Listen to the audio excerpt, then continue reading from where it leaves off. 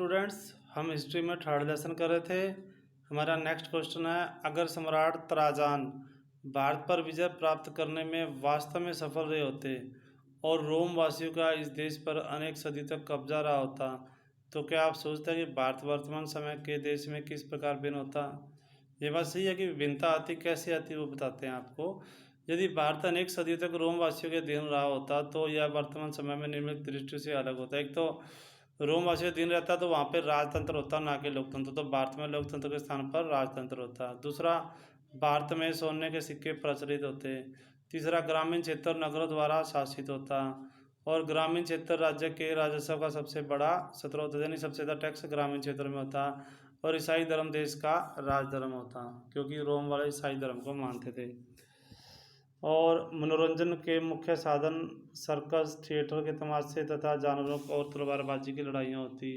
देश में दास प्रथा आज भी प्रचलित होती और भारत का व्यापार देश के पक्ष में होता। आगे अब पूर्ववर्ती रोमन साम्राज्य के प्रांतीय तथा स्थानीय शासन का क्या महत्व था।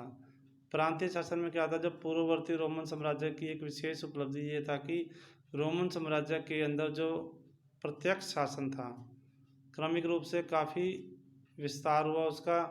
इसके लिए अनेक आश्रित राज्यों को रोम के प्रांतीय राज्य क्षेत्र में शामिल कर लिया गया और निकटवर्ती पूर्व ऐसे राज्यों से भरा पड़ा था। और दूसरी शताब्दी के प्रारंभिक वर्षों तक फरात नदी के पश्चिम स्थित राज्यों को भी रोम द्वारा हड़प लिया गया और ये अत्यंत समृद्ध राज्य थे। वास्तव में इटली को छोड़कर साम्राज्य के सभी क्षेत्र प्रांतों में बटे हुए थे और उसमें यमुना का क्षेत्र भी, जिस उधर एक वसुला क्षेत्र था वो भी आता था और इनसे ही कर वसूल किया जाता था। आगे है स्थानीय शासन। संपूर्ण साम्राज्य में दूर दूर तक अनेक नगर स्थापित किए गए। इनके माध्यम से समस्त साम्राज्य पर नियंत्रण रखा जाता था। तो मध्य सागर के तटों पर स्थित बड़े शहरों जैसे केंद्र साम्राज्यिक प्रणाली के मूलधार थे और इन्हीं शहरों के माध्यम से ही सरकार प्रांतीय ग्रामीण क्षेत्रों पर कर लगाती थी, उसे वसूल करती थी और ये कर साम्राज्य को धन संपदा का मुख्य स्रोत थे। नेक्स्ट क्वेश्चन, रोम साम्राज्य के राजनीतिक इतिहास के 3 मुख्य खिलाड़ी कौन थे। एक सम्राट होता सबसे बड़ा खिलाड़ी। सम्राट साम्राज्य का एक छत्र शासक था, परंतु उसे प्रमुख नागरिक कहा जाता था। ऐसा अभिजात वर्ग अथवा सेनेट के प्रति सम्मान व्यक्त करने के लिए किया जाता था। इसका उद्देश्य ये दिखाना था कि सम्राट निरंकुश नहीं है। फिर है अभिजात वर्ग, यानी जो पैसे वाले पूंजीपति वर्ग। अभिजात वर्ग से प्राय सेनेट से है। इसमें कुलीन और धनी परिवारों के सदस्य शामिल होते थे। गणतंत्र काल में सत्ता पर इसी संस्था का नियंत्रण था और सम्राटों की परख उसके सेनेट के प्रति व्यवहार से की जाती थी। सेनेट के प्रति शत्रुतापूर्ण व्यवहार करने वाले सम्राट का बुरा सम्राट माना जाता था। फिर है सेना। सम्राट तथा सेनेट के बाद सेना का स्थान था और यह एक व्यावसायिक सेना थी। इसमें प्रत्येक सैनिक को वेतन दिया जाता था और सेना को सम्राट का भाग्य निर्धारित करने की शक्ति प्राप्त थी, क्योंकि सेना ही युद्ध लड़ती थी, राजा को जिताती या हराती थी।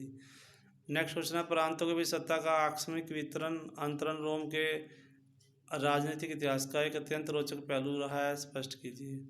देखो, दूसरी और तीसरी शताब्दियों के दौरान अधिकतर प्रांतीय प्रशासक थे या सैनिक अधिकारी थे, प्रांतीय वर्गों में से ही होते थे।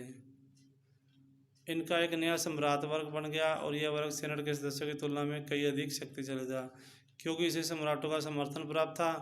सम्राट गैलिनस ने सेनेटरों को सैनिक कमान से हटाकर एक नए वर्ग को सुदृढ़ किया और ऐसा कहा जाता है कि जो गैलिनस ने सेनेटरों को सेना में सेवा करने अथवा उस पर पहुंच रखने तक रोक लगा दी थी, ताकि साम्राज्य का नियंत्रण उसके हाथों से ना चला जाए।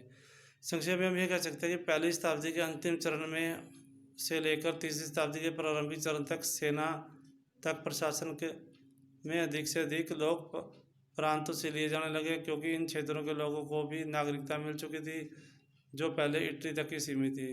परंतु सेनेट का लगभग सभी तीसरी शताब्दी तक इतावली मूल के लोगों का ही प्रभुत्व रहा और इसके बाद प्रांतों के लिए सेनेट बहुसंख्यक हो गए।